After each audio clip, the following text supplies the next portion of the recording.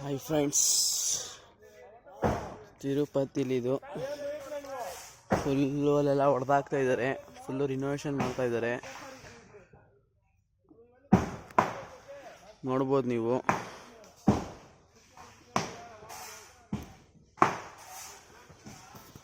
ಕಾಡು ಬೇರೆ, ಇದು ಭಯ ಆಗ್ತಾ ಇದೆ. ಒಬ್ಬನೇ ನಡ್ಕೊಂಡು ಹೋಗ್ತಾ ಇದ್ದೀನಿ. ಈ ಥರ ಒಂದು ಫುಟ್ಪಾತ್ ಇದೆ, ಮೆತ್ತಗಿದೆ ನೋಡೋಕ್ಕೆ. ಬಾಸ್ ನೋಡ್ರೆ ಬಾಹುಬಲಿ ಆಗ್ಬಿಟ್ಟಿದ್ದಾರೆ, ಹೊಡೆದಾಕ್ತಿದ್ದಾರೆ ಹೊಡಿ ಮಗ ಅಂತ. ಸುತ್ತಮುತ್ತ ನನ್ನಿಂದ ಯಾರು ಬರ್ತಾ ಇಲ್ಲ.